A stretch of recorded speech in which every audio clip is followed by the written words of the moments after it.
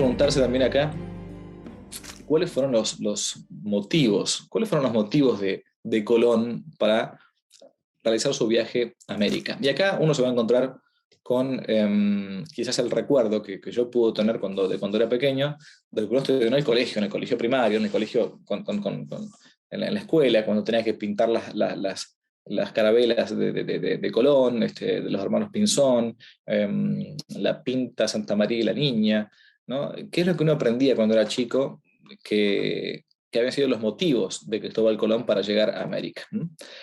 Bueno, habitualmente se nos dice que Colón intentó buscar el camino de la especiería, o sea que habían hecho toda una gran travesía por el Mare Tenebrosum, se llamaba así, lo que conocemos como el Océano Atlántico, tiene habitualmente en los mapas el mar Tenebroso, porque era un mar que no era navegable, no se navegaba habitualmente más que para pescar un poco cerca de las costas de Europa. Cuando uno se pone un poco más grande, ya bueno, no es tanto el camino de la especería para juntar jengibre o lo que fuera, para condimentar, sino se nos dice, no, lo que buscaba Colón era simplemente el oro, el oro, el oro.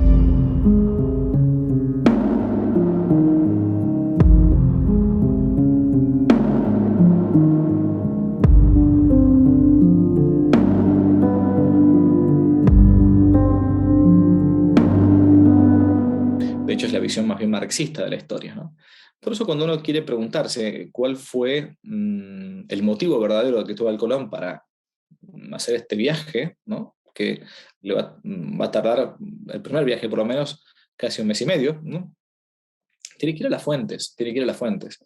Y si uno le preguntara entonces a Cristóbal Colón, ¿por qué hizo el viaje?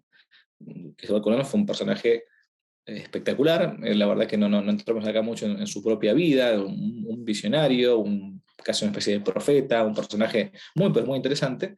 Y él plantea, por ejemplo, en su diario de viaje del año 1492, cuando está volviendo de su primer viaje, escribe el día 26 de diciembre de 1492 esto que voy a leer ahora, ¿no?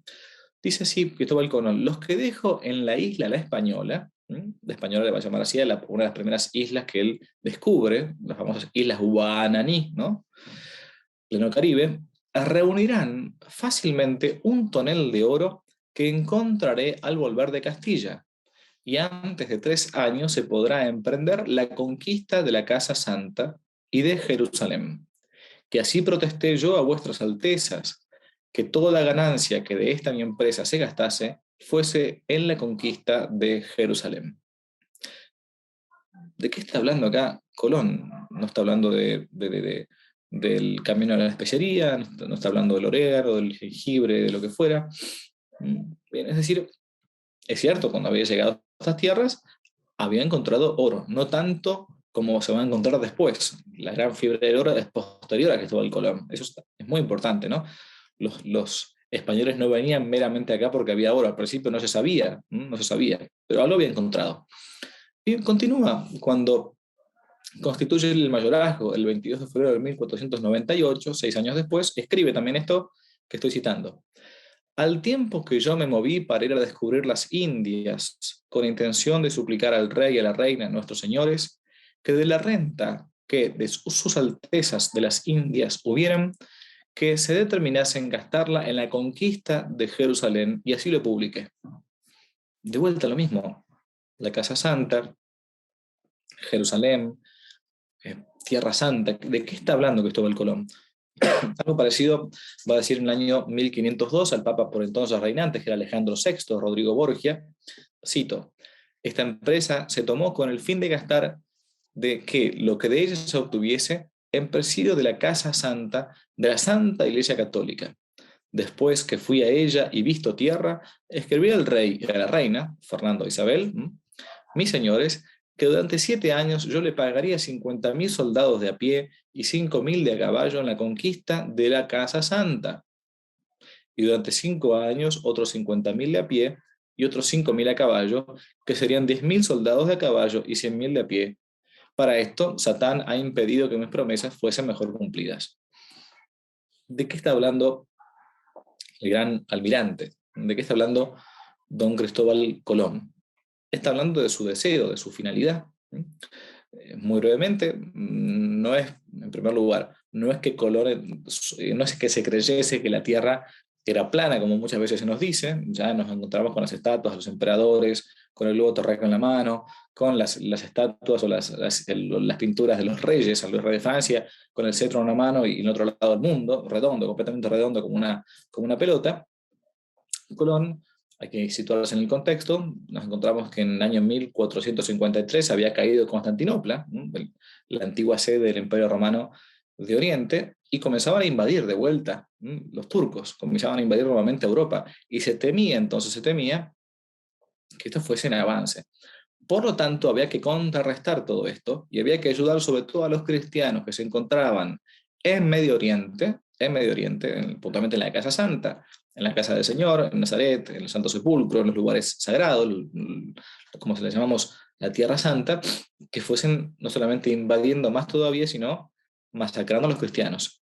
Y había dos modos. El modo habitual que se había hecho siempre, intentar ir contra el Islam, contra el turco, como se le llamaba en España, por el mar Mediterráneo, hasta llegar directamente hasta Palestina, lo que hoy conocemos como Palestina o Israel, o bien hacer algo más osado. Colón conocía un poco las notas de Enrique el Navegante, conocía también alguna cierta idea que existía de una alianza posible con las Indias del otro lado del mapa, con el famoso Gran Khan, que se entendía así, no entramos en este tema, pero como un rey, una dinastía de reyes cristianos, al menos cristianos, que habían sido evangelizados por Santo Tomás Apóstol en los primeros siglos del cristianismo. Por lo tanto, la idea de Colón fue muy sencilla. Es, en vez de intentar la vía directa por medio del Mediterráneo, que ya están avisados, intentemos una vía hasta ahora no explorada del todo, que es la retaguardia. Hagamos alianzas con el Gran Khan y tratemos de tomar al Islam por la retaguardia, por detrás. Por eso es que el planteo de Colón es aquello que saque de la renta de estas cosas será un subsidio de la Casa Santa, por eso que yo enviaré soldados de a pie, por eso que yo enviaré soldados de a caballo. En ningún texto de Colón se van a encontrar ustedes con lo del camino de la especería, el conseguir condimentos para las pizzas genovesas. No, no, eso no.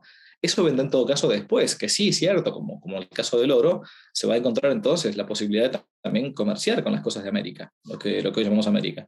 Pero no fueron esos los motivos de Colón, los motivos fueron concretamente los de una cruzada. Y es por esto que Colón va a colocarle a Santa María, la Niña y la Pinta, la cruz de los cruzados. Si no, ¿qué sentido tiene el hecho de querer descubrir el camino a la especería llevando o cantando la salve todos los días, rezando el Santo Rosario? No tiene mucho sentido. Bueno, al menos el motivo principal de Cristóbal Colón, y por eso lo hizo, fue intentar tomar el Islam por la retaguardia. Se va a encontrar con un continente gigantesco y por eso, bueno, la cosa va a ser bien distinta.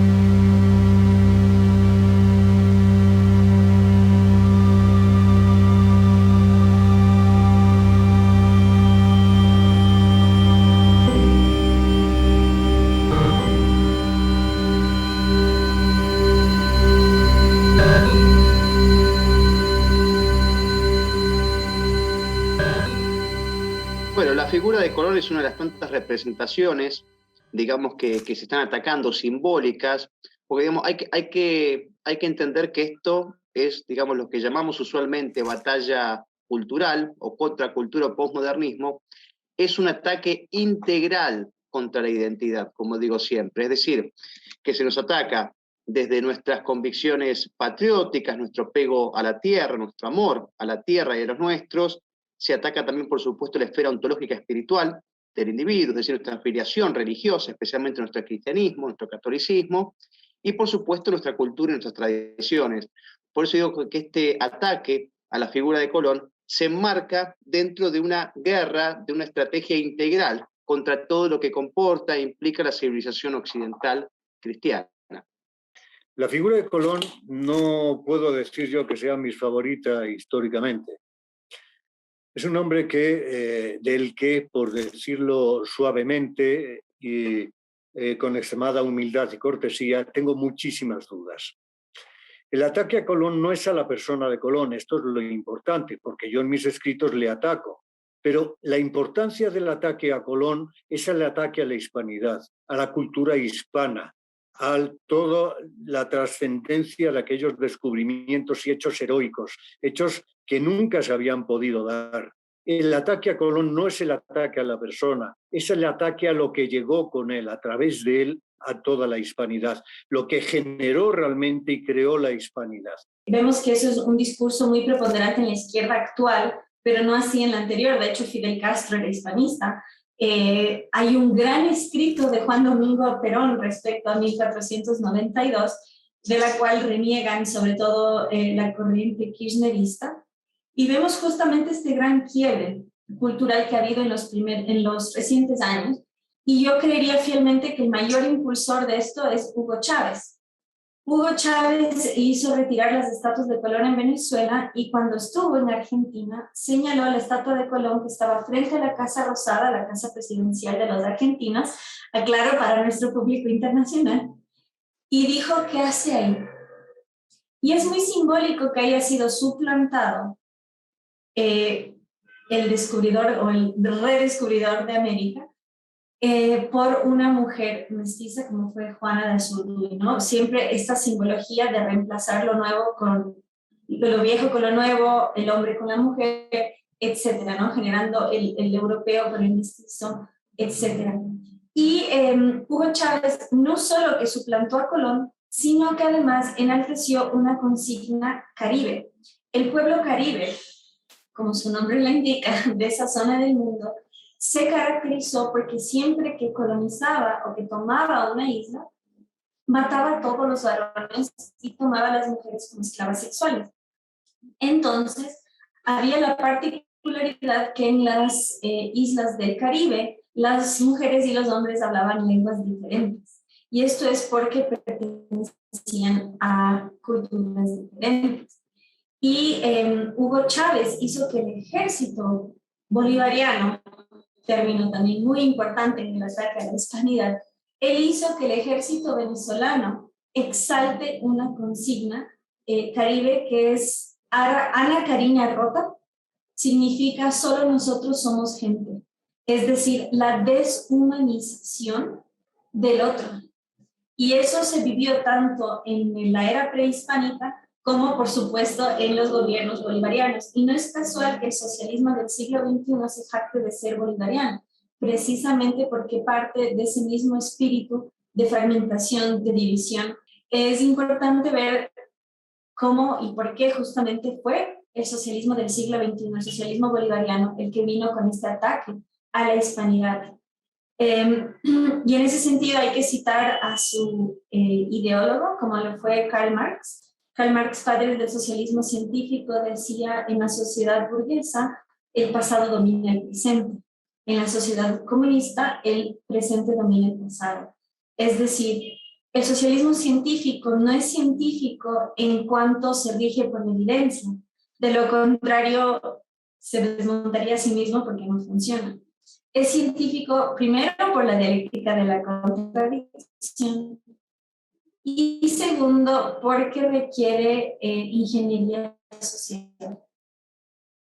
El ataque a Colón es justamente el ataque a la verdad, en todo el sentido de la palabra, en particular a la verdad que nos hace libres, y en esta lucha contra la historia, contra nuestro pasado, para dejarnos sin cimientos, sin fundamentos, sin piso.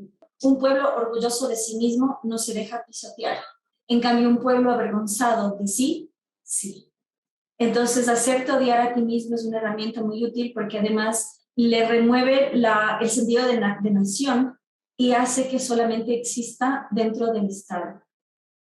Entonces, en ese sentido ya, porque esa es otra cosa muy interesante cuando uno defiende la hispanidad, no es que defiendo a los españoles, no son un otro, son nuestros predecesores. Nosotros descendemos de los españoles que se quedaron, nosotros descendemos de los indígenas que se aliaron, entonces no es un otro, es defenderse a uno mismo, es defender sus raíces, su cultura y sobre todo la verdad.